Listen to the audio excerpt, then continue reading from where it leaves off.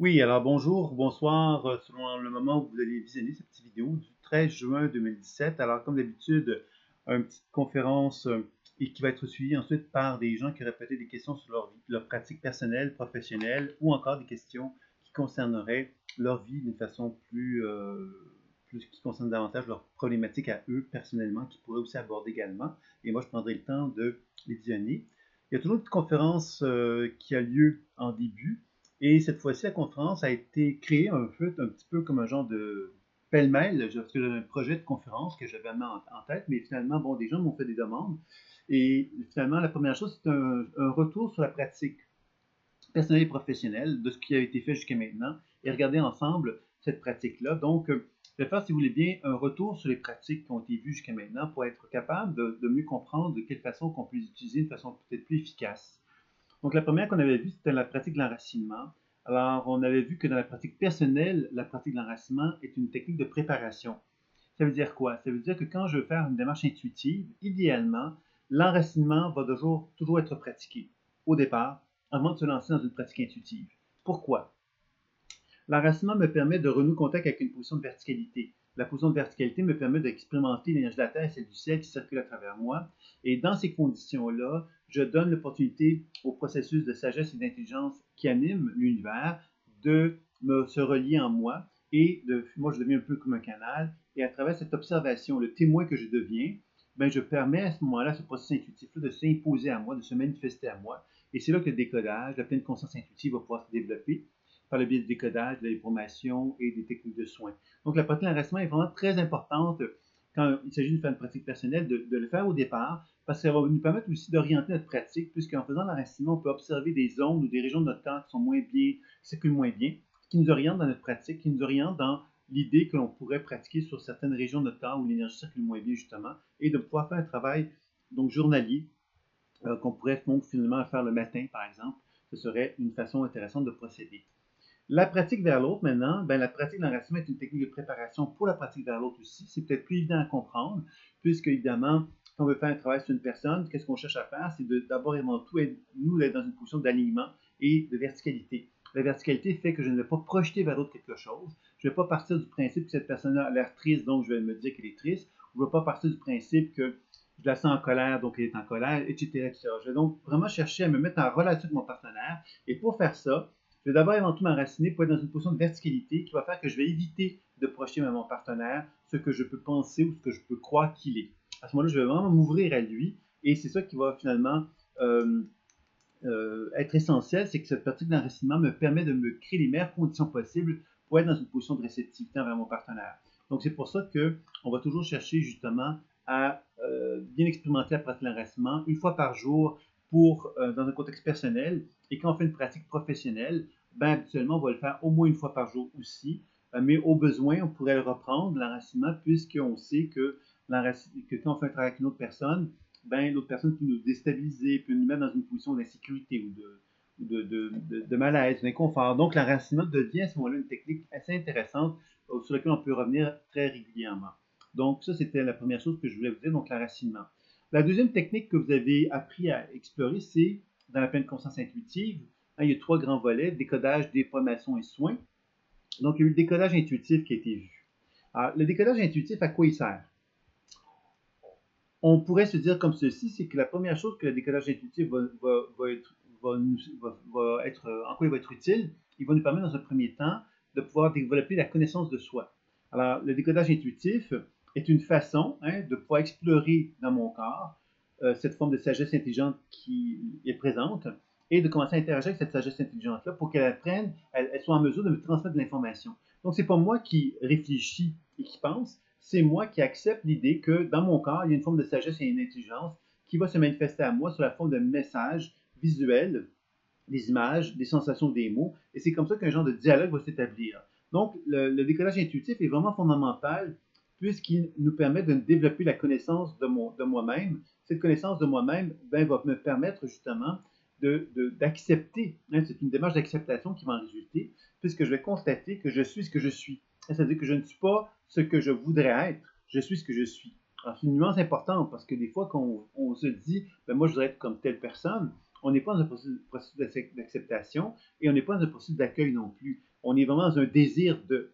Et je pense que la première étape dans la démarche d'auto-guérison, c'est de vraiment développer une acceptation de soi et la connaissance va nous permettre, dans un premier temps, de favoriser la connaissance de soi. Quand on le fait dans un contexte de pratique vers un partenaire, ben, le décodage intuitif va me permettre aussi de poser un regard sur mon partenaire qui ne soit pas un regard intellectuel ou mental ou rationnel, mais vraiment une démarche où je vais accepter de m'ouvrir à l'individu dans son expression la plus lumineuse, je dirais, puisqu'à quelque part, on ne va pas chercher donc à poser un regard de jugement ou de critique vis-à-vis de lui, mais on va vraiment davantage se mettre en relation avec les cellules qui l'animent et qu'est-ce que ces cellules-là ont à exprimer de mon partenaire. Donc, encore là, le décodage intuitif va vraiment nous permettre de faire confiance à une autre façon de développer un langage, de développer une communication et un partage avec soi-même ou avec un partenaire. Et c'est pourquoi le décodage intuitif est très important, parce que cette connaissance de moi-même va m'amener à comprendre la cause des problèmes. La cause des problèmes, on sait que si on regarde dans les grands livres de guérison, on a toujours on a bien compris quelque part que comprendre quelque chose, des fois, peut nous amener à développer un mieux-être, peut même favoriser un processus de guérison. Donc, le travail de décollage intuitif va contribuer certainement à la guérison, puisqu'il va nous permettre de comprendre des choses qu'on n'avait pas compris, et le fait de les comprendre va souvent avoir un impact sur notre santé, qu'elle soit énergétique, psycho-émotionnelle ou spirituelle. Donc, le décollage intuitif est un élément fort important. Alors, on a vu évidemment dans l'enseignement que le décollage intuitif se combinait avec d'autres techniques. Mais le décollage intuitif, quand même, il est important de bien comprendre que c'est vraiment comme un genre de dialogue qu'on effectue entre moi et mon partenaire. Et ce dialogue-là va s'effectuer entre moi et mes perceptions imaginaires, ou moi et les perceptions imaginaires que je vais communiquer avec mon partenaire. Et ces perceptions imaginaires, qu'elles soient visuelles, auditives ou sensitives, c'est comme en interagissant avec elles, en communiquant avec elles, que je vais constater qu'il y a un genre d'échange, de dialogue qui va s'établir à travers ça. Alors, si vous avez des questions, des interrogations, n'hésitez pas à me les inscrire puisque je pourrai y répondre tout au long de la présentation. Donc, ça, c'était pour le décollage intuitif. Donc, si vous n'avez pas de questions par rapport à ça, mais moi, je vais simplement poursuivre. Hein. Donc, si vous avez des commentaires, des questions, n'hésitez pas à me les faire savoir.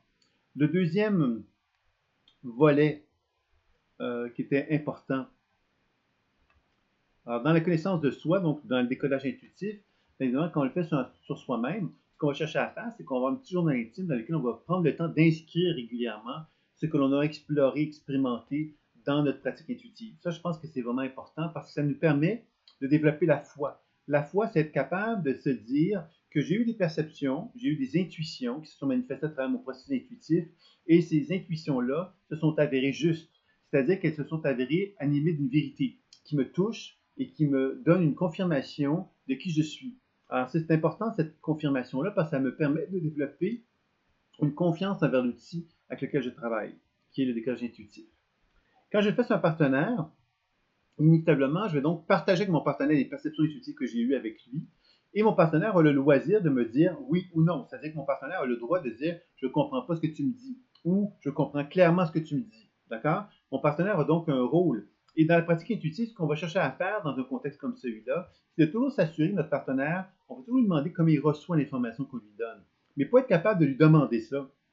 Il faut que nous-mêmes, on soit capable de lui donner une information qui soit la plus complète possible. Je donne un exemple.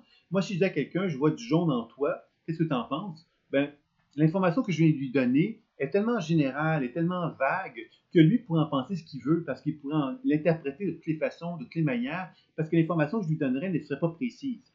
Donc, quand on cherche à faire du décollage intuitif, on cherche à donner une information précise. Je vois du jaune, et ce jaune-là m'informe à quelque part que tu as de la tristesse en toi, et cette tristesse-là, quelque part, provient de sentiments d'abandon que tu as vécu à l'âge de 8 ans quand tu étais enfant, par exemple. Là, on a une information un petit peu plus complète, et là, on demande à notre partenaire comment il reçoit l'information, et lui peut effectivement à ce moment-là nous confirmer ce qu'on lui dit, et nous permettre donc de pouvoir justement développer une forme de foi envers notre outil, parce que si mon partenaire me confirme ce que je perçois, ben moi j'ai une confiance en lui, j'ai une confiance dans ma perception plutôt, et mon partenaire a confiance en moi. Donc, on devient très gagnant à ce moment-là parce que l'échange on va arriver à établir avec notre partenaire va se trouver beaucoup plus riche. Et quand je fais un travail sur moi-même et que j'ai cette forme de vérité que je développe en moi, bien inévitablement que ça aussi, ça va contribuer à développer une confiance et une certitude dans ma vie et dans ma capacité à faire confiance au processus intuitif. Donc, ça, c'était pour le décodage intuitif. Le deuxième volet qu'on avait vu qui se combinait avec le décodage intuitif, c'est la déprogrammation de la mémoire cellulaire. Et cette technique-là, c'est une technique effectivement qui est toute simple. Dans le sens théorique du terme, c'est simple. Mais dans le sens pratique du terme, c'est pas si simple que ça, puisqu'encore une fois, notre tendance, nous, au niveau intellectuel, c'est de se dire, ben moi, j'ai une recette. La recette, c'est de dire, ben voilà, Sylvain m'a dit que quand je vois quelque chose dans mon corps, dans le corps d'un partenaire, je lui demande qu'est-ce qu'il veut, puis je lui donne. En théorie, c'est simple. Maintenant, si je ne suis pas capable d'entendre ou d'écouter ce que la perception a à me demander, ben là, à ce moment-là, je suis un peu mal pris. Alors, on a développé des protocoles. On a dit, ah, ben finalement, si la perception imaginaire ne me répond pas, elle me donne pas, elle me fait pas part de cette demande, ben moi, je peux très bien décider de lui donner ce que je crois qui pourrait lui être favorable. Alors, vous voyez que ça aussi, c'est un aspect intéressant. Ça veut donc dire que je peux, moi, donner à la perception ce que je crois qui pourrait être utile et voir comment elle réagit. Ça, c'est aussi important. On n'est pas dans une recette, là, une recette toute faite. Si on fait quelque chose, on doit observer la réaction qui se produit dans, la perception imaginaire. Et c'est ça qui va m'informer de la transformation. Parce que la déprogrammation des mémoires cellulaires n'est pas quelque chose qui se fait d'une façon systématique. C'est-à-dire que ce n'est pas quelque chose qu'on fait en une fois puis c'est réglé. La déprogrammation des mémoires cellulaires, c'est une technique qui nous enseigne justement à découvrir qu'il est possible de transformer les perceptions avec lesquelles on est en contact et de les déprogrammer, c'est-à-dire de libérer leur programmation. Et plus on libère leur programmation, plus on constate que ça nous permet d'aller chercher des informations sur l'essence fondamentale de ces énergies-là, sur la raison d'être de leur existence, en fin de compte, et de leur comprendre c'est quoi, vers quoi, c'est quoi l'état d'équilibre de ces manifestations-là. Donc, la déprogrammation de la mémoire cellulaire va être vraiment très utile dans le travail que je vais faire sur moi, parce qu'elle va me permettre justement de constater que quand je déprogramme une mémoire qui est en moi, mais cette mémoire-là se transforme, puis elle me montre le chemin de la guérison. Elle me montre vers quoi je tends, c'est quoi mon potentiel évolutif. Donc, plutôt que de rester accroché à quelque chose qui est limitatif et qui est programmé, ben, la déprogrammation va me permettre de me sortir de ça pour me faire comprendre quelque part que je suis en train de prendre un autre chemin, une autre route, une autre voie, et je vais commencer à nourrir cette autre voie, cette autre route-là, et je vais commencer donc à donner encore plus d'importance à cette nouvelle voie-là, ce qui va faire que je vais donc amener un processus de transformation de plus en plus riche à pouvoir prendre forme. Si je le fais sur un partenaire, la technique de déprogrammation va être exactement utilisée de la même façon et elle a les mêmes objectifs, les mêmes buts.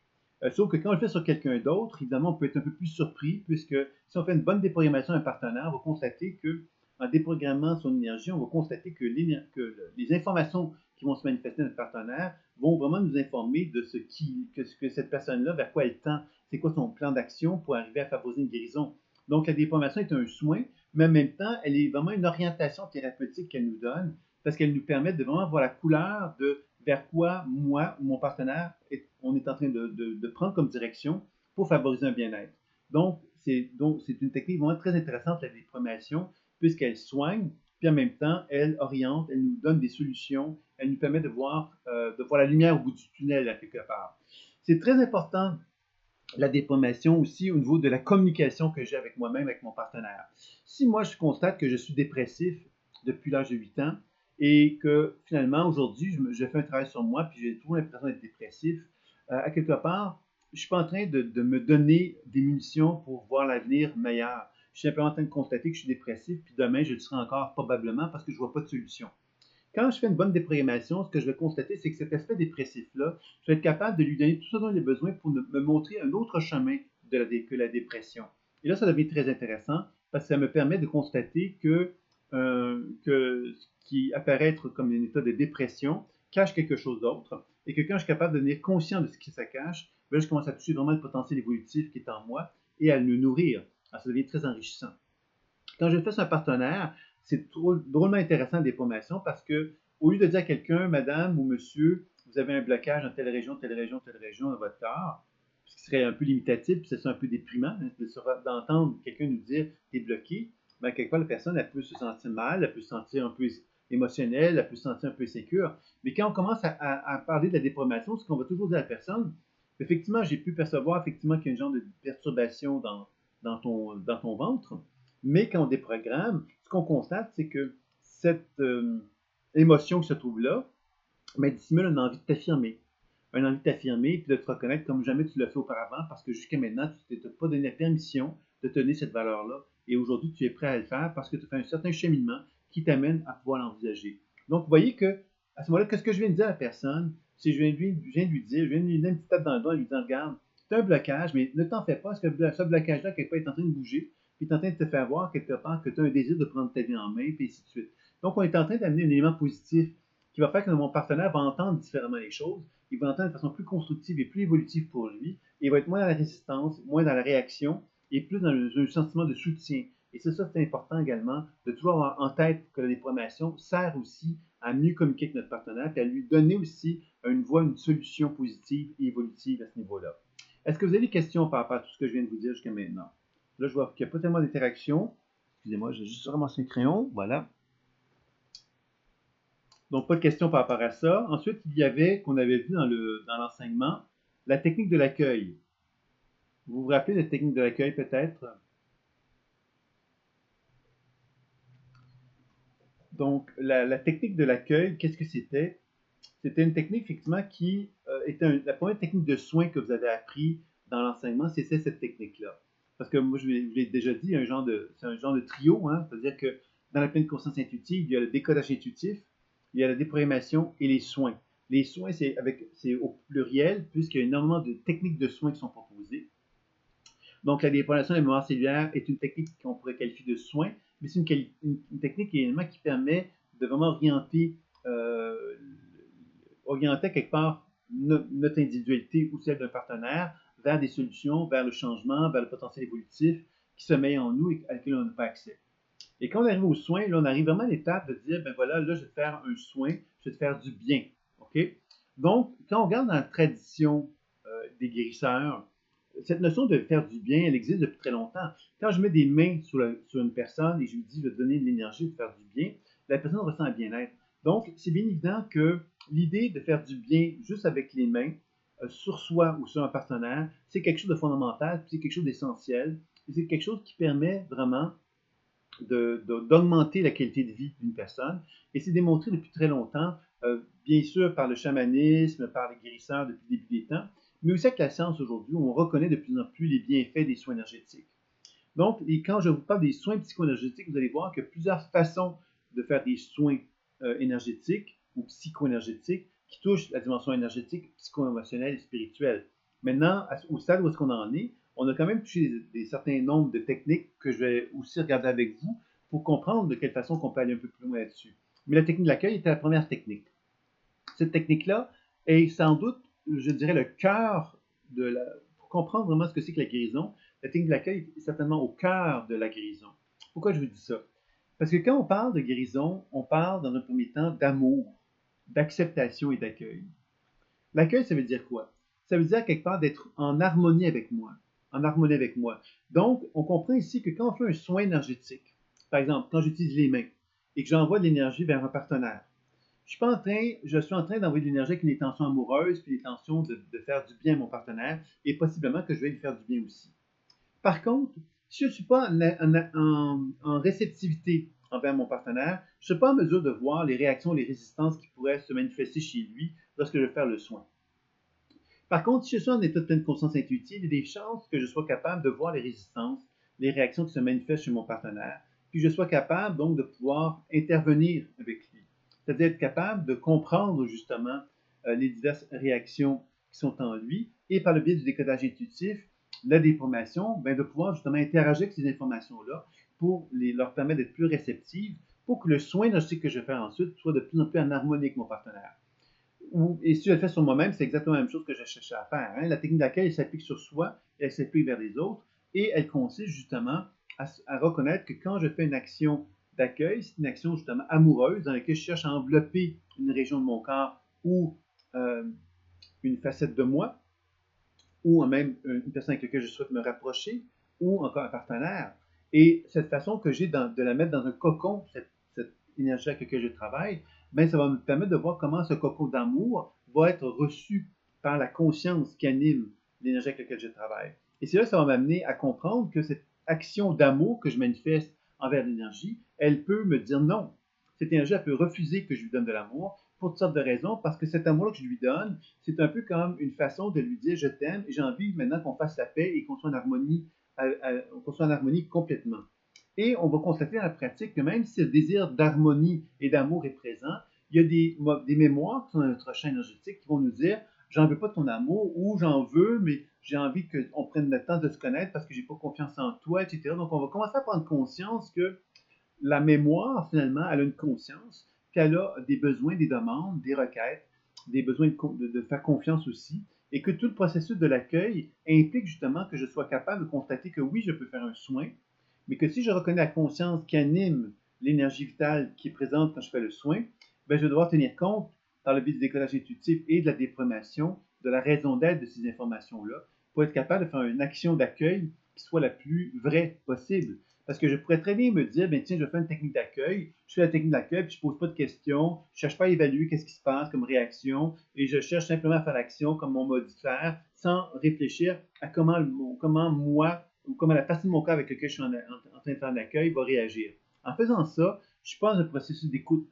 Je suis pas dans un état de pleine conscience intuitive non plus. Je suis simplement dans un processus de guérison. Un processus de guérison, comme on en voit beaucoup maintenant dans la guérison tout court, hein, où on se dit, mais voilà, on m'a enseigné une technique, je l'applique et je la fais et tout va bien. Ok, là, c'est comme si on était dans une situation où on n'était plus dans un processus de réceptivité et d'échange avec la sagesse intelligente qui anime un corps. Et c'est là que je pense que ça peut être intéressant de se rappeler que le technique d'accueil est vraiment une technique fondamentale parce qu'elle nous rappelle que la mémoire est animée d'une certaine conscience et que cette conscience-là n'est pas toujours réceptive au fait qu'on fasse un soin et qu'elle peut même réagir aussi. Et le fait qu'on puisse comprendre tout ça ben, nous amène à faire un travail d'accueil beaucoup plus profond envers soi-même. Et ce travail d'accueil-là, qu'est-ce qu'il fait? Mais il nous permet de faire la paix avec ces énergies-là qui s'étaient dissociées de soi-même. Et dans cet état d'harmonie-là, bien évidemment, on se trouve dans une position d'alignement beaucoup plus fortement. Et si on le fait sur un partenaire, c'est exactement la même chose qu'on va faire avec lui. On va aider notre partenaire à faire l'accueil de certaines énergies qui sont dissociées en lui pour que justement on soit capable de pouvoir arriver à mieux comprendre ce qu'il est et de pouvoir le faire expérimenter aussi cette expérience de l'amour que la technique d'accueil procure. Je ne sais pas si vous avez des questions sur l'ensemble de ce qui a été vu jusqu'à maintenant. Je vois qu'il n'y a aucune réaction, c'est pour ça que j'essaie d'interagir avec vous pour voir un petit peu si vous avez des questions par rapport aux techniques qui sont proposées. Donc, la technique d'accueil dans un contexte professionnel est une technique qu'on va souvent faire comme début, hein, comme un début, comme un premier contact avec un partenaire. Ça pourrait même être une technique d'accueil qu'on pourrait faire avant de faire un soin un peu plus long. Donc, on pourrait combiner la technique d'accueil avec des techniques de soins un peu plus élaborées qu'on va voir un peu plus tard. Donc, ça peut être une façon d'aborder notre partenaire. Puis on sait que cette technique d'accueil-là, quand on le fait à un partenaire, le partenaire se sent accueilli, se sent accepté, se sent relax, donc se sent plus favorable à recevoir un soin énergétique par la suite.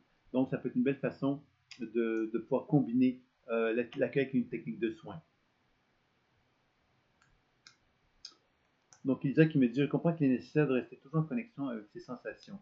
Oui, Elisa, mais ce n'est pas uniquement les sensations. Ça, c'est très important de se rappeler qu'il y a 3 modes de communication. Toi, tu sembles être sensitif puisque tu parles uniquement des sensations. Mais tu pourrais avoir des images et tu pourrais avoir des mots. Donc, les mots, c'est des mots qu'on entend. Les images, ce sont des images qu'on perçoit. Les sensations, ce sont des sensations qu'on ressent dans notre corps. C'est souvent les 3 modes de communication principaux qu'on va retrouver dans la pratique. Quelquefois, il y a des gens qui vont goûter, c'est-à-dire qu'ils vont goûter des gens. Moi, ça m'était déjà arrivé à avoir une personne qui était vraiment plus dans cette expérience de goûter et d'humer. Elle sentait beaucoup par les autres. Elle avait beaucoup d'odeurs, elle avait beaucoup de saveurs qui se manifestaient lorsqu'elle faisait une écoute d'un partenaire. Donc, je vous dis ça comme ça pour vous montrer que tous les sens peuvent être impliqués dans une pratique intuitive et ça peut être intéressant donc de se le rappeler à ce moment-là. Donc, ça, c'était pour la technique. Donc, effectivement, je comprends qu'il est nécessaire de rester toujours en connexion avec ses sensations et ses images et les mots qui peuvent se manifester.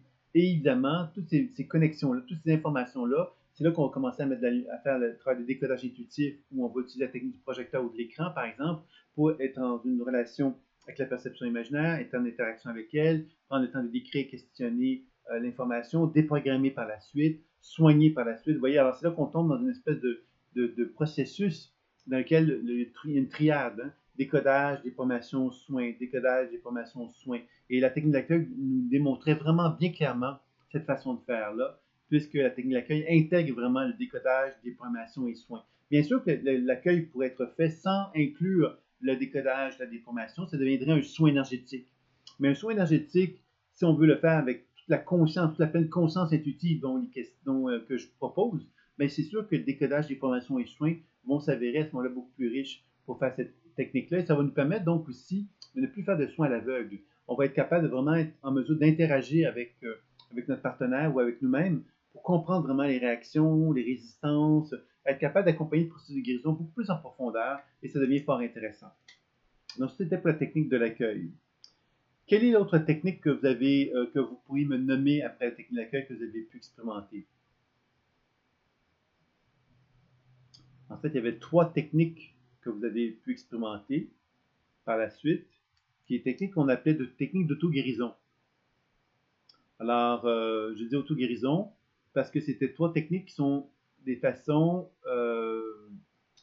de pouvoir interagir justement dans l'idée d'un soin avec un partenaire. Donc, France et Isa qui disent le transfert d'énergie, effectivement, la première technique d'auto-guérison était le transfert d'énergie.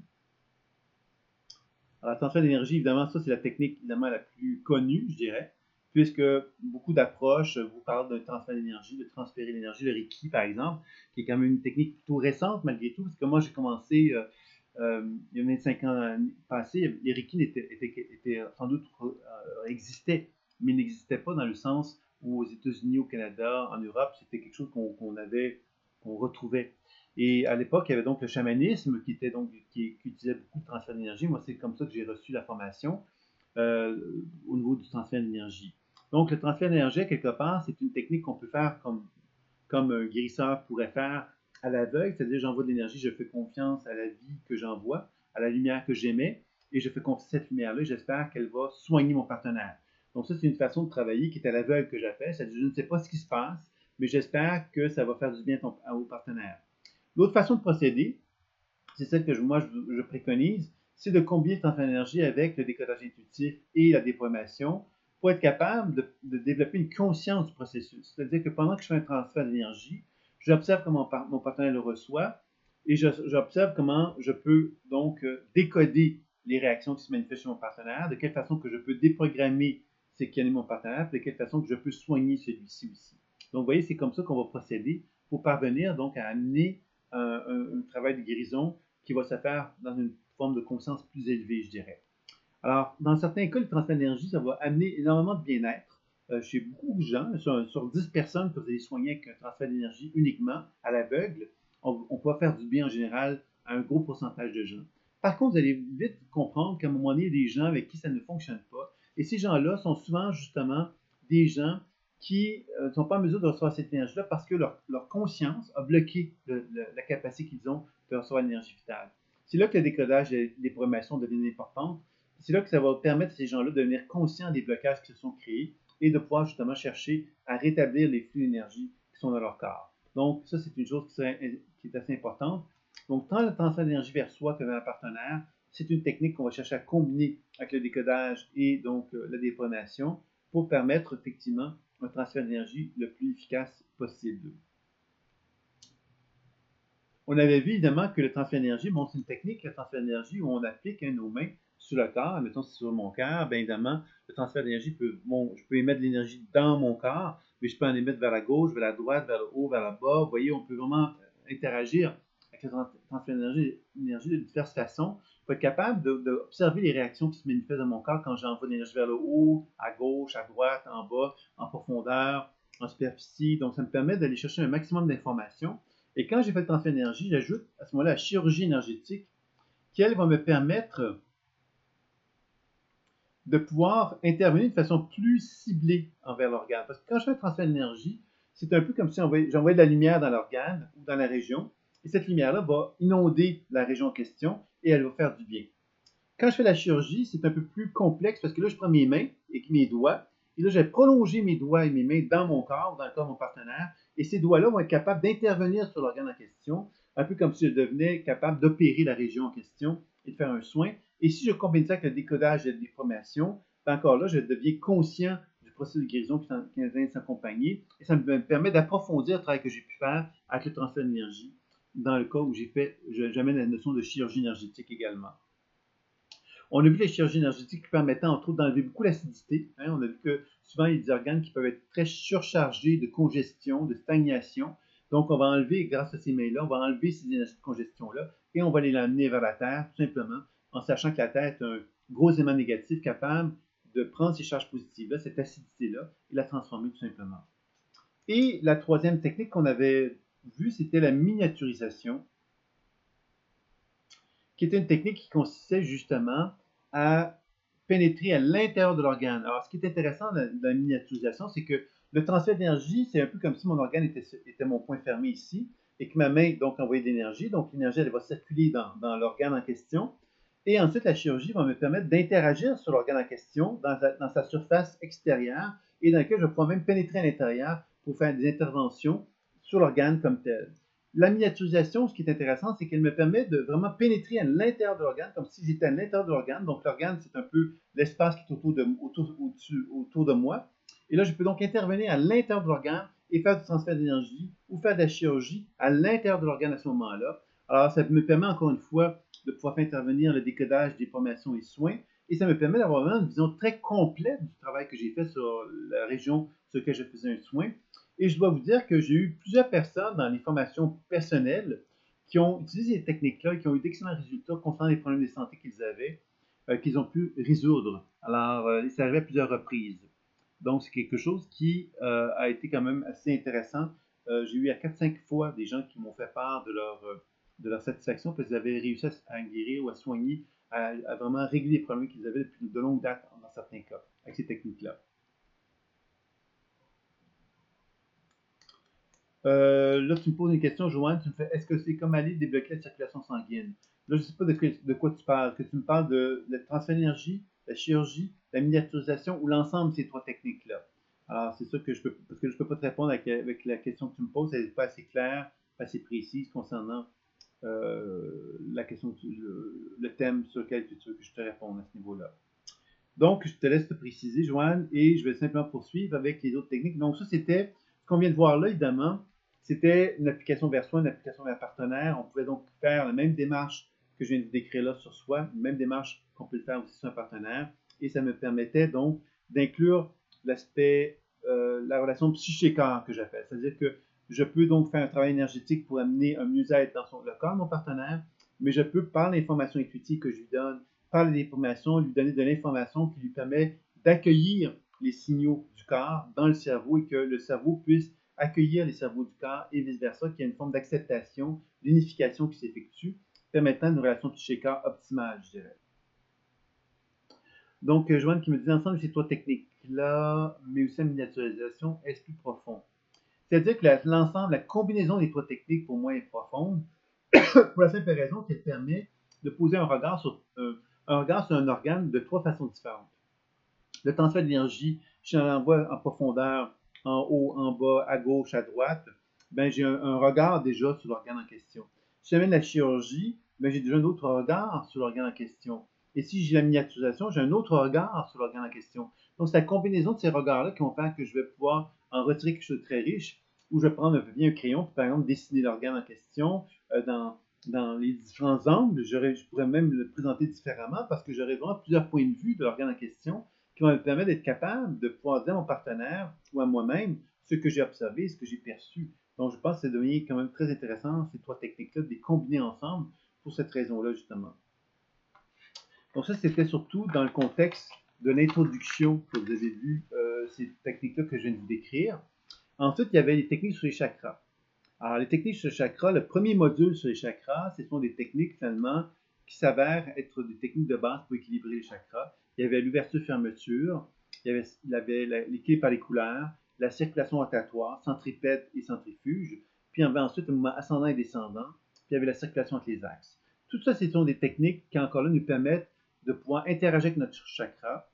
Et en interagissant avec notre chakra, ben, on va observer des réactions de résistance qui peuvent se manifester, qu'on va pouvoir prendre le temps de questionner, que ce soit au niveau visuel, auditif ou sensitif, pour arriver à comprendre la raison d'être des perturbations au niveau des chakras et de permettre donc tout doucement une plus grande équilibre à prendre forme dans chacun des chakras sur lesquels on fait un travail.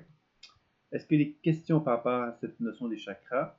Alors évidemment, l'idée d'avoir plusieurs techniques comme celle-là, c'est de comprendre que l'ouverture-fermeture, elle sert à quoi? Ça me permet d'évaluer mon degré d'ouverture à une fréquence énergétique cosmique qui est reliée à un certain chakra. C'est-à-dire qu'on peut reconnaître qu'il y a 7 fréquences différentes.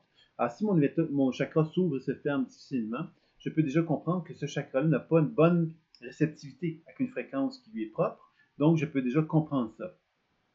Quand je mets la couleur, la couleur, effectivement, c'est que si le chakra est bien ouvert, la couleur, qu'est-ce qu'on va me permettre de faire? Ça va me permettre de voir de quelle façon que la fréquence associée au chakra va se distribuer dans le chakra en question. Puisque la couleur, on va chercher à faire en sorte qu'elle soit distribuée dans la région en question. Alors, si elle ne se distribue pas bien, on va prendre le temps de pouvoir justement décrire, questionner, déprogrammer pour en comprendre la raison d'être. Ensuite, on va faire le mouvement centripète et centrifuge. Le mouvement centripète, qui est un mouvement qui se concentre, où l'énergie se concentre au mouvement chakra, et l'énergie centrifuge, qui est une énergie qui va se distribuer. Alors, ces deux mouvements-là sont importants pour la simple raison que j'ai besoin, moi, de concentrer mon énergie pour ensuite la redistribuer. Et que plus je suis capable de la concentrer, de la redistribuer d'une façon harmonieuse, plus le mouvement centripète et centrifuge est équilibré, plus évidemment, j'ai un état optimal dans mon chakra à ce moment-là. C'est ça qu'on pourrait décrire ou qu'on pourrait dire de cela. Quand je fais le mouvement ascendant et descendant, ce que je cherche à faire, c'est de constater que le chakra en question est en étroite relation avec d'autres chakras. Et quand je fais le mouvement ascendant et descendant, ce que je cherche à évaluer, c'est la capacité du chakra à être capable de se relaxer vers les pieds et de remonter vers le sommet de la tête d'une façon harmonieuse. Et si ça s'harmonise, ça veut donc dire quelque part que le chakra est dans une belle relation avec le système parasympathique, une belle relation avec le système sympathique au niveau du système nerveux, et que tout ça, évidemment, contribue aussi à toute la notion de la montée de la Kundalini, c'est-à-dire être capable que l'énergie du chakra soit capable de récupérer par la relaxation vers les pieds et de se tonifier par le mouvement vers le sommet de la tête. Donc, vous voyez que chacune des techniques a un rôle à jouer dans la compréhension que vous avez. Et ensuite, la circulation entre les axes vous permet de voir la complémentarité entre les chakras inférieurs et supérieurs, considérant cet équilibre entre la nature plus personnelle de qui je suis et la nature plus évolutive, spirituelle que j'ai, qui sont associées au chakra supérieur. Donc, tout ça va me permettre d'avoir une vision très globale. Alors, si je fais un travail sur les 7 chakras, mes 7 chakras, je vais être capable d'arriver à une compréhension très complexe et très riche de mes chakras. Et si je le fais sur un partenaire, même chose que je vais pouvoir arriver à comprendre et à cerner beaucoup de choses de cette façon-là. Si je reçois un partenaire, dois-je placer mes mains sur le chakra de la personne ou puis-je utiliser mon écran profond? Mon écran projecteur plutôt. C'est une question, ça, je te dirais. Tu me dis où, tu fais où, mais moi je mettrais et plutôt. Alors, si je reçois un partenaire, je peux placer mes mains sur le chakra en question et je peux utiliser mon écran projecteur. Et de cette façon-là, je vais chercher à me combiner de décodage, déformation et soins. Maintenant, si tu mets tes mains sur ton partenaire, c'est toujours rassurant. Dis-toi que quand un partenaire est physiquement présent, la personne a le besoin de sentir que tu es présente à elle. Et pour cette raison-là, mettre ses mains sur son corps, c'est une façon de reconnaître que vous êtes en relation et que tu es en train de faire quelque chose. Alors, c'est toujours intéressant d'avoir cette relation physique avec notre partenaire, mais ça ne veut pas dire pour autant qu'on ne va pas utiliser l'écran projecteur, même que je te dirais que c'est même essentiel. Parce que si on ne fait pas ça, ça veut donc dire qu'on n'est pas dans le processus de pleine conscience intuitive. On n'est pas en train de faire du décodage intuitif, on n'est pas en train de faire de déprogrammation, on est en train de faire un soin. Alors, je pense que c'est important de se rappeler que la combinaison des trois est essentielle dans la pratique sur les chakras. Ça va? C'est bien. Alors, Elisa qui me pose une question. Lorsque je fais tourner les chakras de façon centripète, je remarque que cela fait ressortir une difficulté concernant ce chakra. C'est possible, mais ça voudrait dire quelque part que, bon, je ne sais pas la nature de la difficulté dont tu parles, mais c'est certain que le mouvement centripète, il faut bien comprendre, c'est un mouvement de concentration. Alors, quand je travaille sur le centripète, qu'est-ce que je suis en train de faire? Je suis en train de développer mon ego, en quelque sorte. Hein? Quelqu'un qui est très narcissique, qui est très égocentrique, c'est évident que le mouvement centripète est fort. Pourquoi? Parce que le mouvement centripète, c'est je, moi. Le mouvement centrifuge, c'est plus l'autre. Parce que le mouvement centrifuge, c'est un mouvement qui part de mon chakra et qui se dirige vers l'autre. Donc, je suis en expansion. À cette expansion, si j'ai un bon ego, l'expansion va me permettre de reconnaître que je suis en train d'évoluer, de progresser, de cheminer, de changer, de transformer mon être et d'évoluer, de progresser. Si par contre j'ai un ego qui est trop fort, mon mouvement centripète est trop élevé, ben à ce moment-là, je vais être très orienté vers le narcissisme, l'égoïsme, tout tourner vers moi. Et dans ce sens-là, ben, c'est important. Donc, c'est pour ça que moi, je vous propose souvent de faire les deux mouvements, le centripète et le centrifuge, pour évaluer ma capacité à accumuler l'énergie en moi, qui me permet donc de développer, de fortifier mon identité, qui est essentielle pour chacun des chakras. Je peux avoir un chakra qui a une forte identité, puis un autre qui n'en a pas une forte identité. Et ensuite, évidemment, de chercher donc à observer le mouvement centrifuge qui, lui, va me permettre de voir ma capacité d'expansion de conscience, d'évolution. C'est comme ça qu'on va faire. Oui, bien sûr, le mouvement centrifuge, je te dirais qu'une façon classique, le mouvement centrifuge va toujours être plus agréable parce qu'il nous met dans une position. Nous, on fonctionne d'une façon bien simple, l'être humain. Hein. On fonctionne de façon projective, c'est-à-dire qu'on projette vers l'extérieur toujours quelque chose. On regarde à l'extérieur de soi, on est en train de parler avec d'autres gens, on est en train de regarder la télévision, on est en train de projeter sur les autres ce qu'on ressent, etc. On est dans une relation où l'autre devient très important. Donc, le mouvement centrifuge est beaucoup plus naturel, je dirais, que le mouvement centripète. Et le mouvement centripète, finalement, dans quel contexte on va l'observer, ce mouvement centripète-là? C'est la méditation, par exemple. La méditation va me faire découvrir que le mouvement centripète, en me connectant avec moi-même, je peux constater que je peux me libérer de mon ego et accéder justement à une forme de mouvement centrifuge. Donc, vous voyez que le mouvement centripète et centrifuge sont deux mouvements essentiels qui sont complémentaires, puis d'une certaine façon, ils se rejoignent dans leurs extrêmes, et quand on les amène dans des extrêmes, ils se rejoignent en quelque sorte, et dans ce sens-là, les deux mouvements sont importants. Maintenant, quand tu dis que tu peux faire le mouvement centrifuge, la question à se poser maintenant, Lisa, c'est pourquoi tu le préfères et qu'est-ce qui peut être fait pour justement comprendre et pourquoi justement le mouvement centripète est plus inconfortable. C'est comprendre ça qui t'amène à la conscience, c'est ça qui t'amène à la pleine conscience. C'est ce qui t'amène à justement être capable de ne pas simplement affirmer des choses, mais être capable de comprendre justement. Oui, en général, le mouvement centripète va apporter une connaissance de soi plus élevée, puisqu'évidemment, il va nous amener vers un retour vers nous-mêmes. Donc, c'est sûr que c'est certain que c'est ça qui va être le plus remarquable avec ça aussi, oui. Le mouvement centripète et centrifuge est fait par la rotation des chakras ou c'est un autre mouvement? C'est la rotation des chakras. Moi, quand j'ai commencé, les guérisseurs proposaient des techniques très précises que tu en doutes peut-être, Joanne, tu as déjà entendu parler, c'est que les chakras tournent dans le sens des aiguilles d'une montre. Alors ça, c'est quelque chose qui m'avait été enseigné très jeune, quand j'ai commencé. La première fois que j'ai fait un soin à quelqu'un, on m'avait enseigné cette technique-là, c'est ce que j'ai fait, et puis finalement, cette personne avait vécu plein de réactions émotionnelles. Alors, tout le monde était hyper calme à côté de moi, tout le monde était en relaxation, en bien-être. Puis moi, j'avais un client, puis cette personne-là, une étudiante, hein, avec qui je pratiquais, cette personne vivait des choses très, très difficiles, très inconfortables. Alors, je me demandais si c'était moi qui avais fait des erreurs ou je ne sais quoi. Ça pour vous faire comprendre que quand on applique des choses sans comprendre, ben, quelque part, on ne comprend pas ce qui se passe, puis on n'est pas en mesure de cerner les réactions, qu'est-ce qu'on doit faire pour arriver à favoriser le bien-être. Alors, c'est pour ça que cette notion de mouvement centripète et centrifuge, c'est quelque chose qui est venu à moi comme une évidence parce que les guérisseurs, eux, vont nous dire le chakra doit circuler dans le sens aigu d'une montre. Il faut qu'il soit équilibré. Ben, moi, la première chose que je me suis dit, c'est pourquoi? Pourquoi un chakra devrait tourner dans le sens aigu d'une montre pour qu'il soit équilibré? C'est quoi la logique de ça? Puis ensuite, on disait quand ça tourne dans le sens contraire des aiguilles d'une montre, c'est déséquilibré. Encore là, c'était encore une fois, je trouvais que c'était un peu comme c'est intéressant, mais en même temps, pourquoi dire ça? Pourquoi affirmer ça avec autant de facilité? Puis on me dit, ah, mais c'est de la tradition, c'est comme ça, etc. Puis moi, je n'étais pas à l'aise avec ça parce que je me disais, ben, il faut savoir pourquoi, il faut comprendre. Alors, c'est là que ça m'a amené, donc, à, d'une part, à comprendre que quand on parle des chakras qui tournent dans le sens aigu d'une montre, mais le problème, c'est que si on applique ça sur soi, ou si on applique ça sur un partenaire, on se rend compte que les aiguilles d'une montre ne sont pas au même endroit. Parce que si je mets les aiguilles d'une montre sur moi, si je mets les aiguilles d'une montre sur la personne qui est devant moi, on n'est plus tout en train de faire tourner chacun dans le même sens.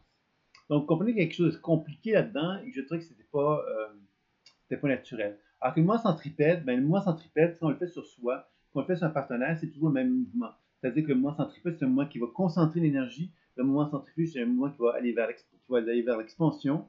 Et ça m'apparaissait plus logique de procéder de cette façon-là. Et c'est pour ça que j'ai amené cette notion-là pour parler des chakras et un petit peu briser des formes, hein, parce qu'on a souvent tendance à penser que le chakra, le mouvement centripète est un mouvement qui est plus déséquilibré, je dirais.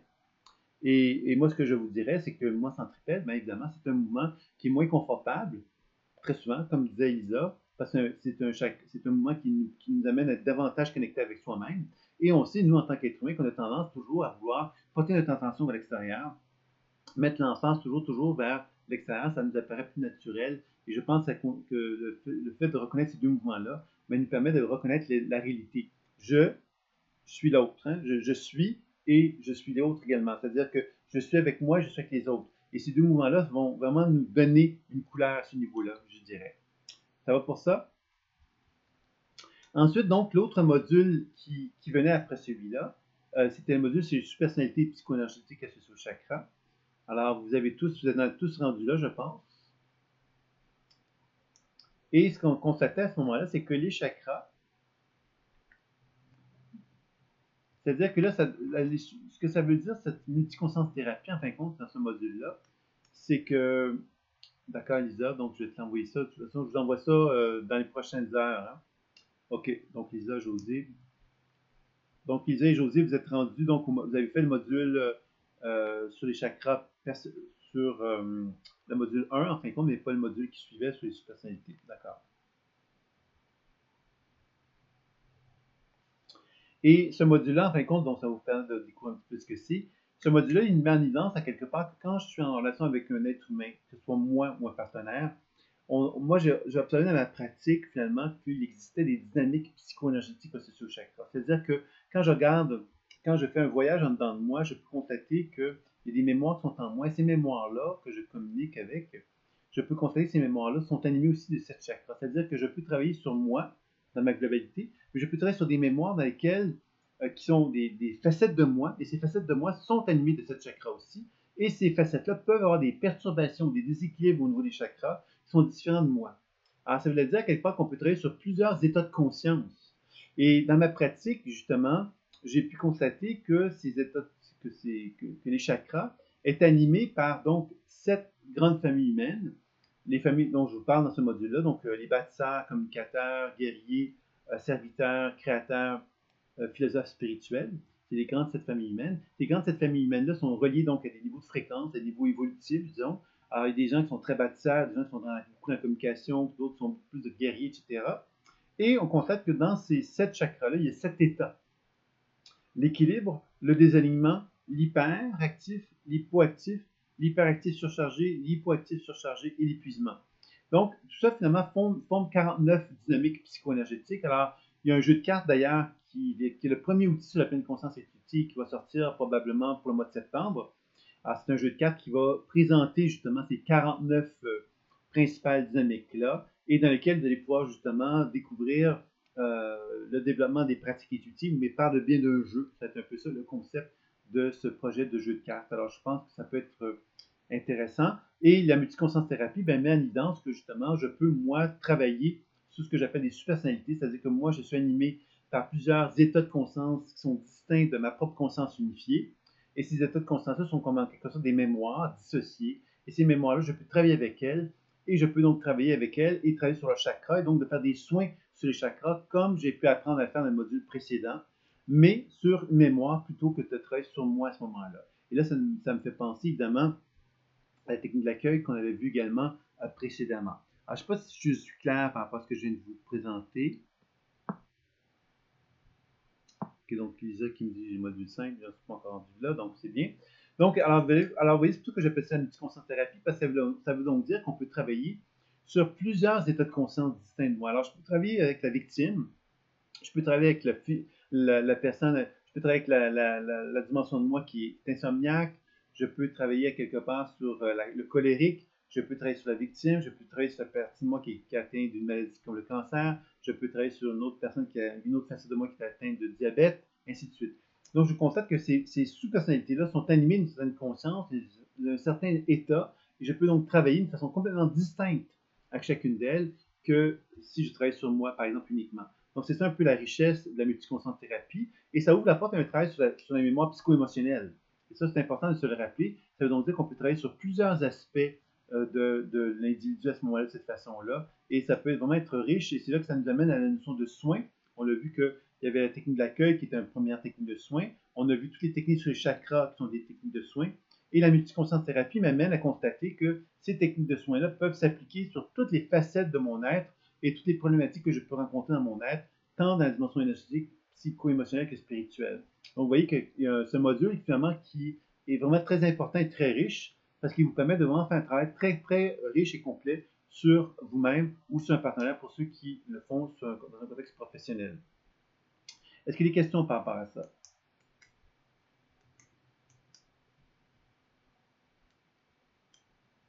C'est ça. Les super-personnalités, ce sont des problématiques que j'ai vues dans ma vie, mais ce ne sont pas les super uniquement à moi, c'est-à-dire que tout être humain vit des problématiques et c'est surtout des comportements, en fin de compte, je te dirais. Les supersonnalités, c'est pas tant des problématiques que des comportements qui sont provoqués par des problématiques. Par exemple, si j'arrive pas à dormir, ça c'est une problématique de ne pas dormir. Par contre, qu'est-ce qui résulte de ne pas pouvoir dormir? C'est de développer une insomniaque. Alors, l'insomniaque, c'est donc la supersonnalité insomniaque. Là, tu parles de comportements négatifs, mais je te dirais qu'on peut travailler également sur des comportements expansifs et évolutifs. Par exemple, tu peux travailler sur la personnalité de la personne qui sera en harmonie avec elle.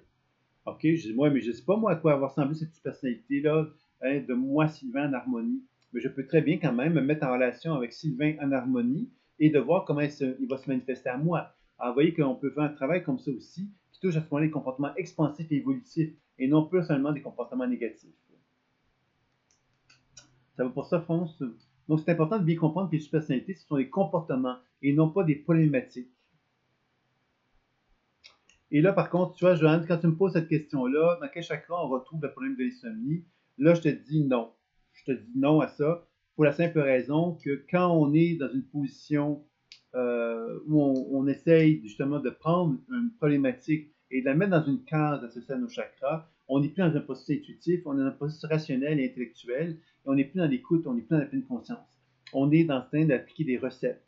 Et je pense que quand on dit, par exemple, la première logique, c'est pas de dire dans quel chakra on retrouve l'insomnie. En fin de compte, la première logique, c'est de dire, je vais faire un travail sur moi, par exemple l'enracinement, décodage, déformation, soins, et je vais découvrir que dans un de mes chakras, il y a un insomniaque, il y a une mémoire d'insomniaque. Donc, je ne me poserai pas la question de savoir où se trouve le problème d'insomnie. Je vais simplement constater qu'il y a un chakra qui m'informe qu'il y a une énergie d'insomnie qui se trouve présente en moi. Et c'est dans ce sens-là que je vais avoir identifié le chakra à ce moment-là. Non, Joanne, on ne va pas regarder tous les chakras. On va prendre le temps simplement. Euh, en fin de compte, il y a deux façons de faire les choses. Soit qu'on fait une évaluation globale de tous les chakras, ce qui est essentiel de toute façon, qu'on le fasse sur soi, sur un partenaire, dans les enseignements que je vous ai donnés, je vous invite à le faire. Maintenant, quand on veut faire ça sur les supersonnalités, on peut devenir beaucoup plus directif. Par exemple, il y a une personne qui vient me voir qui me dit qu'elle est insomniaque, ben moi je peux très vite me mettre en relation directement avec l'insomniaque en elle et de voir où est-ce qu'elle se localise dans son corps, cette insomniaque-là. Tu vois? Ça veut donc dire que la supersonnalité, elle se localise dans le corps de mon partenaire et je vais donc pouvoir identifier où est-ce qu'elle se situe. Donc, c'est ça qui va me donner l'opportunité de déterminer le chakra qui est associé avec la mémoire en question. Mais le plus important, ce n'est pas le chakra en question avec lequel est reliée l'énergie de mémoire, d'insomniaque, mais plus la mémoire, la supersonnalité sur laquelle je vais travailler, qui, elle, va être animée de cette chakra et sur laquelle je vais faire un travail de guérison sur elle. C'est ça qui est le plus important. Tu comprends bien, Joanne, à ce niveau-là?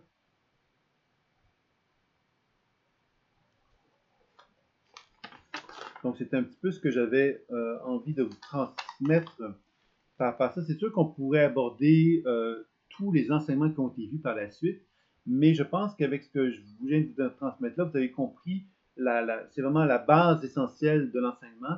C'est à partir du moment qu'on a cette base essentielle-là qu'on vient de voir ensemble, ben, on peut ensuite aborder la dépression de la mémoire cellulaire d'une façon plus approfondie avec les mémoires de l'enfance, les mémoires d'autres vies, les mémoires des ancêtres. On peut aborder ensuite, évidemment, l'alignement supérieur, la déformation par les guides, hein, qui est un module qui suit celui-là. Ensuite, on peut vraiment revenir sur une synthèse de l'enseignement avec le coaching intuitif et l'activation intuitive des ressources créatrices, qui est une phase où on reconnaît le pouvoir de la parole, le pouvoir de la parole qui soigne et qui guérit. On aborde ensuite donc un genre de module d'enseignement synthétique qui touche la pleine conscience intuitive et ses applications dans la vie quotidienne. Ensuite, on va aborder d'autres modules qui sont dans la pratique personnelle, hein, tout ce que je viens de vous nommer là, qui est plus orienté sur la pratique personnelle, mais il y a des spécialisations dans la formation professionnelle qui sont plus avancées, comme les soins quantiques de l'oreille et des fascias, qui est la suite. On va vraiment approfondir la notion de soins, toujours en intégrant le décodage et la déformation. Ensuite, on a également la spécialisation coaching évolutif, excusez-moi, et déformation de la mémoire cellulaire, qui est un autre volet qui va nous aider justement à vraiment comprendre davantage les problématiques psychologiques, entre autres. Ensuite, il y a l'alignement supérieur et déformation par les guides qui va nous aider justement à faire un travail plus spirituel. Ensuite, vous avez le module sur la multiconscience, sur l'activation intuitive des ressources créatrices et libération émotionnelle, qui lui va nous donner l'opportunité justement de faire un travail plus approfondi pour amener justement ce qu'on appelle l'enseignement personnalisé et aussi à quelque part des techniques de suggestion, des techniques qui vont favoriser le changement, la transformation et la libération des émotions. Et ça va être plus dans un enseignement qui va être plus orienté sur qu'est-ce que je fais quand je fais un suivi avec un partenaire, de quelle façon que je peux amener mon partenaire à se prendre en main et à développer une autonomie plus grande. C'est ça un petit peu les questions qu'on va se poser à ce moment-là. Tantôt, France m'a parlé que tu avais envoyé de nouvelles informations sur tes nouveaux enseignements et moi, je n'ai pas reçu. Est-ce que, Joanne, la première question que je dois te poser, Joanne, est-ce que tu fais partie, est-ce que tu es inscrite sur le site Développement Conscience? Parce que si vous n'êtes pas inscrite, la première chose que je vous dirais de faire, c'est aller vous inscrire sur le site Développement Conscience parce que c'est le site dans lequel tous les mails, là, je viens d'envoyer un mail, ce mail-là, quelque part, s'adressait au grand public. Le grand public, c'est qui? C'est toutes les personnes qui ont manifesté un intérêt sur les sites et qui ont inscrit volontairement leur nom pour recevoir justement le mailing list, le newsletter plutôt. Et le newsletter de ce mois-ci vous invitait, j'en profite pour vous le rappeler pour ceux qui n'ont pas eu comme toi et pour les autres qui n'ont peut-être pas lu, c'est que 2 conférences qui vont avoir lieu samedi, dimanche prochain pour ceux que ça intéresserait. Samedi, ça va être sur la pratique plus personnelle et le dimanche, ça va être plus sur la pratique professionnelle. Donc, il y a un stage de 5 jours pour ceux qui sont intéressés, mais pour la France présentement, qui va avoir lieu donc au mois d'août, qui va être un module qui va présenter justement. Oui, mais Joanne, les webinaires, c'est pas la même chose que le mailing list. C'est ça que je veux te faire comprendre. C'est-à-dire que quand je dis, moi, quand tu me dis que tu reçois les webinaires régulièrement, ça veut dire quelque part que les webinaires, c'est quelque chose. Je comprends pas ce que tu veux dire là. Parce que, en fin de compte, il faudrait juste que tu sois simplement assure-toi que tu es membre du site développementconscience.com. C'est la seule chose. Si tu n'es pas membre, ça veut donc dire quelque part que tu ne recevras jamais les newsletters. Et les webinaires, tu peux les recevoir comme par exemple, tu peux recevoir les invitations parce que moi, je m'adresse à vous en tant qu'étudiant. Alors toi, si Joanne, tu es dans une mailing list étudiant, tu vas recevoir les mails, mais tu ne vas pas nécessairement recevoir les mails du newsletter si tu n'es pas membre. Parce que moi, je ne sais pas si tu es membre ou pas parce que ça se fait automatique, le mailing list de développement conscience. Donc, tu regarderas ça si tu veux bien par rapport à ça. Donc, il y a 2 conférences samedi dimanche prochain pour ceux qui seraient intéressés à aller plus loin là-dessus, dans lesquelles je vais présenter la nouvelle structure de formation, puisqu'on a mis en place une nouvelle structure de formation qui est plus élaborée à ce moment-là. OK, donc José qui me dit qu'elle ne reçoit pas. OK, je note ça, José. Tu reçois les newsletters, mais pas les mails pour les étudiants. OK. Je t'avoue que là, je n'ai pas envoyé encore. Hein. Ça va partir, je suis un petit peu en retard par rapport aux dernières nouvelles. Mais comme je dis, j'ai constaté que les gens étaient très, très en retard d'une façon qui ne me donnait pas tellement de feedback. Donc, j'ai été un peu plus lentement pour les gens non plus. Attendez, je vais essayer de me retrouver dans mes notes pour noter ça, pour vérifier.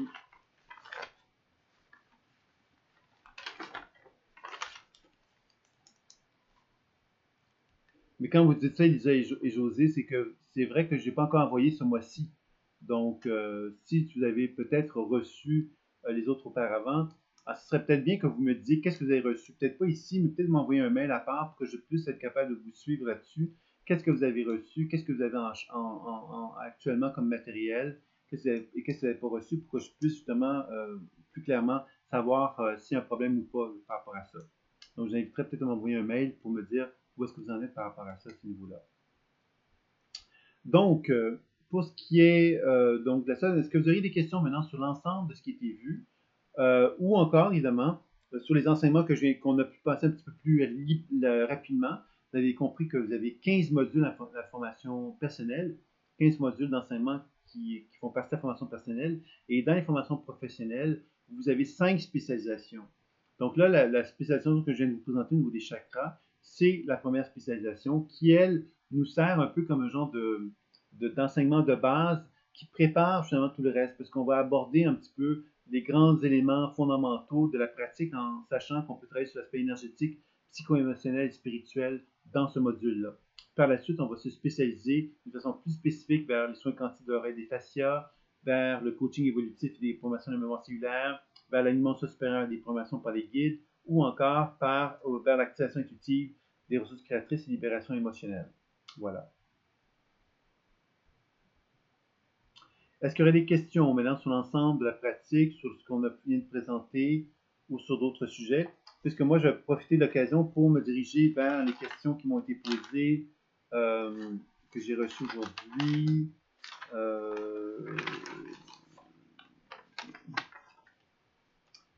Ce qui est, voyons, la petite information qui m'a été demandée, c'est de France. Voilà. Alors, il y a des questions qui ont été posées par France ce matin, qui m'ont été envoyées ce matin. Donc, la première chose qui m'a été posée, c'est la fibromyalgie. La fibromyalgie, est-ce que c'est associé à des mémoires d'ancêtres, de vie antérieure, choses comme ça?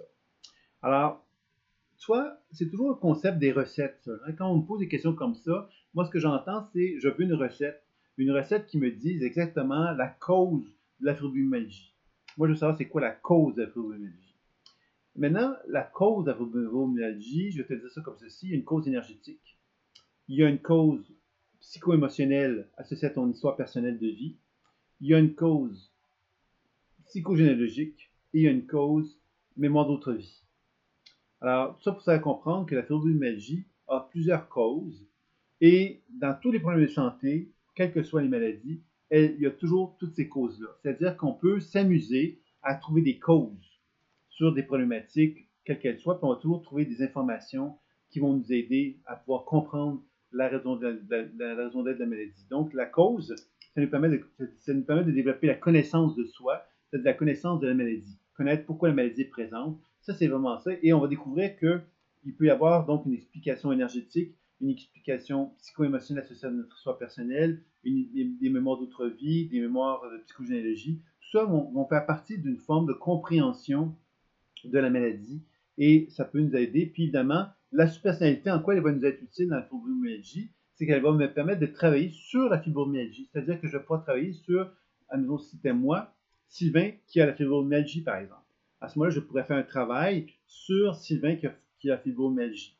Ça veut dire quoi? Ça veut dire que j'ai un état de conscience en moi qui s'appelle Sylvain qui a la fibromyalgie. Ça veut dire que quelque part, il y a d'autres Sylvains en moi qui n'ont pas la fibromyalgie. C'est ça que je veux vous faire comprendre, c'est que les états de conscience qui sont en nous sont des états figés. Et ces états figés-là, lorsqu'on commence à travailler dessus, on leur permet justement de se libérer de leur programmation et de leur limitation. Et c'est là que ça devient intéressant de pouvoir procéder de cette façon-là. Donc, je ne sais pas si je te réponds à ta question. C'était Sylvie, je crois, qui m'avait posé cette question-là. C'est plutôt France. Voilà. Je pense que c'est France qui m'avait posé les questions. De toute façon, s'il y a des questions ou des interrogations par rapport à ça, tu me reviens pour aller un petit peu plus loin.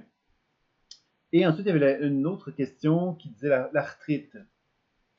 Est-ce que c'est la même chose pour l'arthrite? Mais l'arthrite, c'est la même chose. L'arthrite est une cause énergétique, une cause psycho-émotionnelle, mémoire d'autre vie, psychogénéalogie, psychopersonnalité de l'arthrite. Évidemment, on pourrait travailler dessus aussi. Donc, c'est la même réponse que je donnerais par rapport à l'arthrite et à la fibromyalgie et à toutes les maladies à quelque part sur lesquelles on pourrait travailler. En passant dans le module, dans la spécialisation soins quantiques de l'oreille et des fascias, il y a carrément, on aborde carrément toutes les causes énergétiques et psycho-émotionnelles, ou entre toutes les causes, mais on donne des avis, hein, des visions quelque part sur la maladie d'une façon assez globale, sur tous les organes et tous les systèmes du corps. Et il y a un livre qui va sortir là-dessus d'ailleurs, que je vais éditer peut-être dans quelques mois, je ne sais pas encore exactement, qui s'appelle Symbolique psycho-énergétique des organes et des systèmes du corps humain. Donc c'est un livre qui va être intéressant, puis ça va vous permettre d'avoir une vision sur les problématiques énergétiques et psycho-émotionnelles face aux organes. Ensuite, l'autisme. Donc, on me dit partie de l'âme d'un enfant qui n'est pas incarné. Ça serait relié à l'autisme. Alors ça, évidemment, c'est une, comment dire, ça c'est quelque chose, c'est une affirmation, j'appellerais moi. Une affirmation, c'est-à-dire que moi, je pourrais très bien dire qu'une maladie, c'est la cause de la maladie, c'est telle chose. Mais c'est une affirmation tant et son temps que je n'ai pas pu la vérifier. Maintenant, si je l'ai vérifié sur une personne, je pourrais dire, mais cette personne-là, la cause de sa problématique, c'était celle-là. Par contre, si je prenais 10 cas d'autisme, est-ce que je pourrais arriver à conclure de la même façon? C'est pas nécessairement si vrai que ça. Surtout quand je dois me rappeler que l'autisme, il y a une cause énergétique, il y a une cause psycho-émotionnelle, il y a une cause mémoire d'autre vie, psychogénéalogie aussi de la même façon, et il y a une personnalité autiste aussi. Donc, vous comprenez quelque part que le type de travail que j'effectue à ce moment-là sur une problématique d'un enfant autiste, par exemple, ben, va tenir compte, dans un premier temps, d'une dimension certainement énergétique et psycho-émotionnelle. On va toujours travailler sur ces deux aspects-là pour commencer. Pourquoi je dis ça? L'énergétique, parce que c'est relié donc aux cellules du corps, c'est relié à la lumière qui anime le corps, c'est relié à la circulation énergétique, c'est relié au corps physique, puis elle est reliée à la structure énergétique. Donc, on va vouloir rétablir les flux énergétiques normalement. Et aussi, on va vouloir comprendre que dans cette circulation énergétique-là, il y a une mémoire, une conscience qui va toucher donc l'aspect psycho-émotionnel. C'est là qu'on pourrait aborder les mémoires d'autres vies, la psychogénéalogie possiblement. Mais on va déjà avoir une compréhension beaucoup plus complète de la situation autiste ou autre, fibromyalgie ou arthrite, si on a une compréhension énergétique et psycho-émotionnelle de la problématique. Donc, la chose qu'on doit faire quand on a affaire à une personne qui a un problème de santé, c'est vraiment d'avoir une vision globale de la personne en faisant un soin le plus global possible pour commencer et être capable d'avoir une vision globale de sa position de santé. Pourquoi j'ai dit ça? Parce qu'une maladie n'est pas quelque chose de localisé nécessairement. Dans le cas de la fibromyalgie, par exemple, on peut avoir des problèmes très précis dans le corps physique, mais souvent, la fibromyalgie est quelque chose de beaucoup plus vaste et global dans le corps humain. L'arthrite aussi, c'est pas parce que j'ai des gros problèmes d'arthrite dans mes doigts que mon problème d'arthrite est dans mes doigts. Mon arthrite peut être beaucoup plus localisé, beaucoup plus large dans mon corps. Donc, le travail que je cherchais à faire dans un premier temps, c'est de vraiment chercher à régulariser la circulation énergétique d'une façon riche et globale, pour ensuite m'orienter d'une façon plus spécifique dans un deuxième temps. C'est comme ça qu'on va procéder normalement.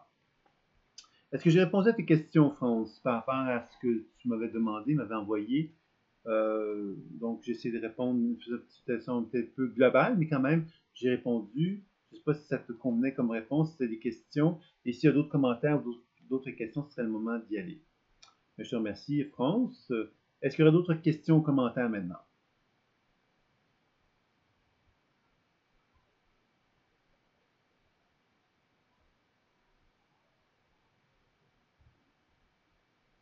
OK, donc évidemment, s'il n'y a pas d'autres questions ou commentaires, ben moi, je sais pas, donc vous simplement vous dire que c'est terminé, comme ce petit webinaire-là, à moins qu'il y ait des questions, des commentaires, des réflexions que vous auriez à me faire, me transmettre.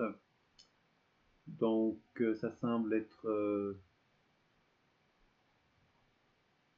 ça semble avoir une forme de satiété par rapport à ce qui a été à voir aujourd'hui. Donc, j'espère que ça vous a aidé. C'était une question donc la question qui m'était posée pour cette conférence-là, c'était de revenir vraiment à la pratique de base et se rappeler quelque part quelles sont les étapes principales. Pour la personne que je vais voir demain pour sa fille qui est en TDAH, peux-tu en parler maintenant? Vas-y, quelles sont tes questions, Joanne?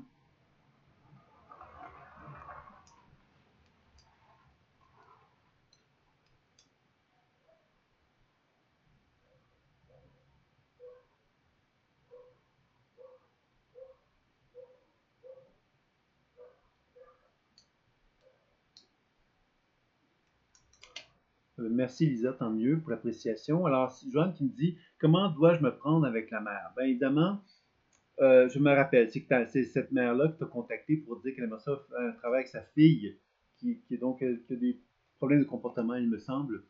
La première chose qui est à faire, bien évidemment, c'est de faire, moi je te dirais, quand l'enfant, la mère vient voir avec une problématique comme ça, la première chose qu'on cherche à faire, c'est de regarder la dynamique de la mère avec l'enfant.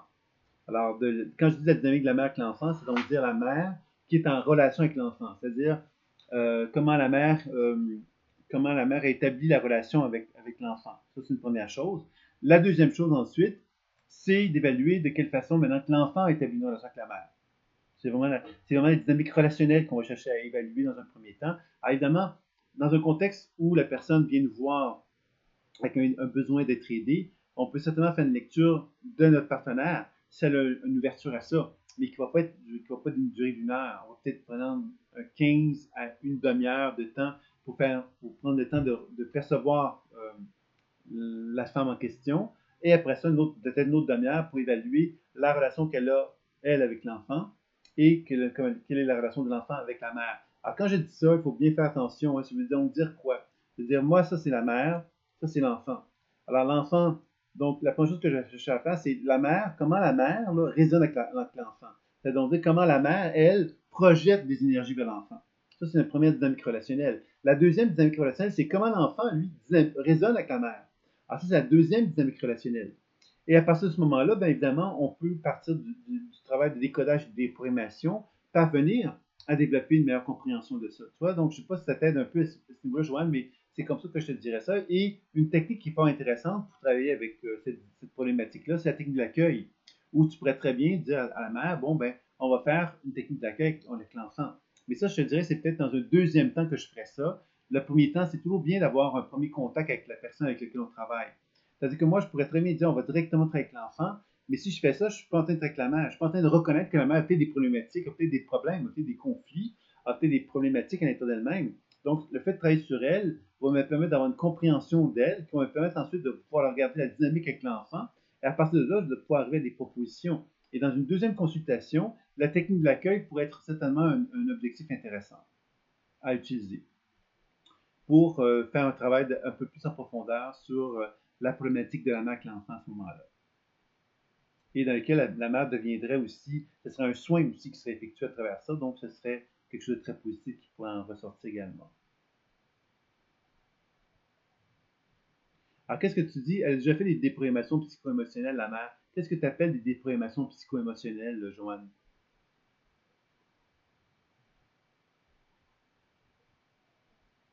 Tu veux dire que toi, tu as déjà fait.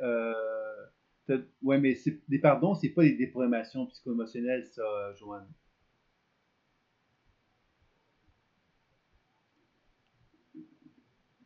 Oui, mais je comprends pas, parce que là, tu utilises des mots, Joanne, mais ce sont des mots. Moi, ce que j'essaie de te faire comprendre, c'est que j'en ai parlé des formations psycho-émotionnelles aujourd'hui, des formations de la mémoire. On déprogramme, non pas en faisant du pardon, on déprogramme en donnant à l'énergie ce dont elle a besoin et en observant les transformations qui nous amènent justement à comprendre que derrière la programmation se cache un potentiel évolutif. C'est ça la déprogrammation. Le pardon, c'est un autre processus qui peut être amené dans un contexte de déprogrammation, mais le pardon n'est pas de la déprogrammation. Le pardon, c'est comme quelque chose qui peut être fait d'une façon presque intellectuelle. Il faut faire attention à ce niveau-là. Oui, en libérant les émotions, en prenant conscience de ce qu'elle vit. Oui, mais ça, c'est pas de la déprogrammation, ça non plus, Joanne. Libérer les émotions, c'est de la libération émotionnelle. C'est que tu dégages émotionnellement parlant de quelque chose. Et en prenant conscience de ce que tu vis, tu peux donc libérer les émotions, tout à fait. Maintenant, c'est pas nécessairement de la déprogrammation, ça, par contre. Il faut vraiment que tu fasses la distinction entre ces notions-là, parce que là, tu m'arrives avec des termes comme ça, puis tu mélanges tout. Et ça veut donc dire, le processus intuitif, à quelque part, là, pour arriver à faire des déformations de la mémoire cellulaire, on doit le faire dans un contexte intuitif.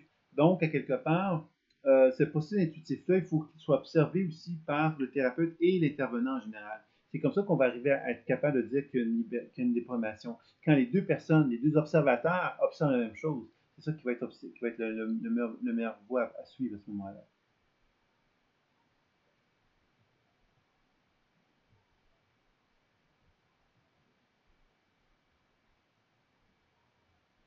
Ben, dois-je commencer en lui parlant ou en regardant son champ énergétique? Peux-tu me donner un exemple, s'il te plaît? C'est ce que je faisais avant. Donc, la première chose que moi je te dirais, finalement, la première chose dans un contexte comme ça, c'est présenter à ton partenaire, à ton client, ce que tu vas faire. Alors, maintenant, je ne sais pas moi ce que tu vas faire, parce qu'évidemment, je n'ai pas de contact avec toi dans un contexte encore de consultation comme tel, de façon dont tu travailles. Je n'ai pas d'idée de ça. J'ai jamais eu aucun compte rendu de quoi que ce soit que tu as fait, donc j'ai pas d'informations à ce sujet-là. Par contre, l'important, c'est que ton partenaire, lui, sache ce que tu vas faire pendant la consultation. Donc, ça peut prendre quelques minutes comme présentation, mais c'est un parcours intellectuel que tu vas transmettre à ton partenaire pour lui faire comprendre quelles seront les étapes de la consultation. La deuxième chose que tu vas chercher à faire, c'est que tu vas la coucher. Et évidemment, là, tu vas faire tu vas regarder son champ énergétique. Et son champ énergétique va te permettre de constater qu'il y a des énergies qui circulent, des énergies qui circulent moins bien. Et c'est là que le décodage, déprogrammation et soins vont intervenir. Et là, tu vas pouvoir partager à ton partenaire, si tu as envie, au début, à la fin du soin ou pendant le soin, parce que ça aussi, c'est un choix que tu dois faire. Pendant le soin, c'est plus difficile, parce que si tu n'es pas capable de beaucoup parler, parce que tu ne vois pas beaucoup de choses, ben ça peut être insécurisant ou pas confortable de le faire. Donc, des fois, ce qu'on va faire, c'est qu'on va attendre à la toute fin du soin pour partager ce qu'on a observé. Alors ça, évidemment, comme je disais tantôt, c'est que faire une observation du champ énergétique d'un partenaire, ça peut se faire en 5 minutes, ça peut se faire en 1 heure, tu vois. Donc, dans ce cas-ci, je suppose que cette femme-là, elle vient pour sa problématique avec son enfant. Donc, c'est important que tu évalues jusqu'à quel point jusqu'à quel point cette personne-là, c'est quoi, est-ce qu'elle veut qu'une consultation pour faire tout ça, ou est-ce qu'elle voudrait plusieurs consultations? Donc, ça veut donc dire que toi, tu vas lui faire une proposition en lui disant, regarde, il faut faire un travail qui soit conséquent avec l'enfant. Aujourd'hui, on peut faire un certain nombre de choses, mais ça ne sera pas suffisant. Sans doute qu'il va falloir que tu reviennes une fois, deux fois, trois fois pour arriver à faire un soin. Donc, ça veut donc dire que le soin énergétique que tu vas faire, l'évaluation de ton champ énergétique va être assez sommaire pour que tu aies une idée globale de de ce que tu vois d'elle. Et quand tu te sentiras prête, et là c'est relatif à toi, c'est subjectif à toi, là tu vas pouvoir te dire, mais maintenant que je comprends mieux ce que je perçois, je vais pouvoir maintenant aller un peu plus loin. Et là, un peu plus loin, mais c'est effectivement de pouvoir arriver donc à commencer à regarder la relation qu'elle a avec sa fille. Donc, de faire venir sa fille dans le champ de perception et de voir quelle est la relation qui existe entre la mère et la fille et de voir c'est quoi la relation entre la fille et la mère. Et là, de commencer à déterminer la dynamique relationnelle qui existe. Et ensuite, de faire un équilibre de la dynamique relationnelle. C'est toutes des choses qu'on n'a pas nécessairement vues en détail que je te dis là, parce que c'est des choses qui sont plus avancées dans l'information. Mais je t'en parle pour te faire comprendre des options qui pourraient être là.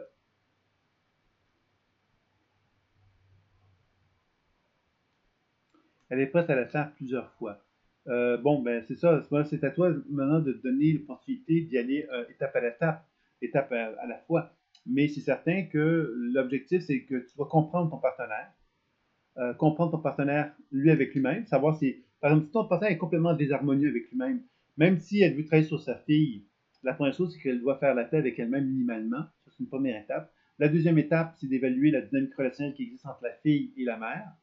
Ensuite, de faire une action, un travail là-dessus. Ensuite, faire la technique d'accueil pour l'amener à participer dans un travail comme celui-là. Je pense que ce serait une étape intéressante. Tu vois, ça, c'est un peu comme ça que moi je procéderais. Je ne sais pas si ça t'aide plus précisément, Joanne.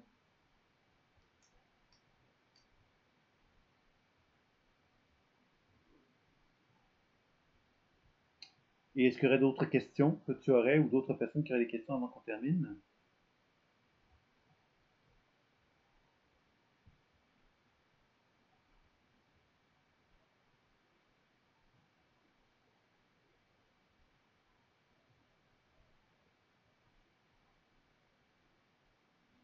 OK. Donc, je présume que tout est assez clair pour chacun. Donc, je vais donc m'arrêter ici. Alors, vous savez qu'un autre webinaire ce soir à 19h30, donc à l'heure du Québec, cette fois-ci. Si vous êtes intéressé, vous pouvez donc visionner ce webinaire-là également. Et vous avez deux conférences samedi, dimanche prochain qui auront donc pour objectif de présenter les deux conférences. Donc, une conférence sur les grands aspects de la pleine conscience intuitive dans la pratique personnelle. Et le dimanche, ça sera plus présenter les grands aspects de la pratique professionnelle. Donc, il y aura vraiment comme deux thèmes différents pour répondre à toutes les questions et présenter justement les nouvelles propositions qui sont là puisqu'il y aura donc de nouvelles séries de conférences qui vont bientôt être mises en ligne aussi. Tout ça, donc, tout en train de réaménager tout ça. Alors, si ça vous dit, ben, vous êtes bienvenus à ces deux conférences-là et évidemment au webinaire de ce soir pour ceux qui auraient envie d'y être également. Et mardi prochain, bien évidemment, vous avez un autre rendez-vous de webinaire. Voilà. Donc, c'est ça un petit peu que j'avais à vous transmettre. Alors, je vais vous souhaiter une belle fin de soirée pour ceux qui sont en Europe et une belle fin de journée pour ceux qui sont au Québec. Et je vais donc m'arrêter ici, si vous êtes d'accord. Tout est beau? Ok, ok, merci, ça m'a beaucoup aidé ce soir. Les deux conférences font partie de formations qu'on reçoit présentement. Les deux conférences ne font pas partie des formations qu'on reçoit présentement, puisque ce sont des conférences qui sont proposées pour répondre aux questions des gens qui sont intéressés aux formations à s'inscrire. Mais vous êtes bienvenus si vous êtes intéressé aux conférences. Très bon webinaire ce soir. Mais je te remercie, France. Alors, je vous remercie. Je vous souhaite une très belle fin de soirée à tous. Passez du bon temps. Au revoir.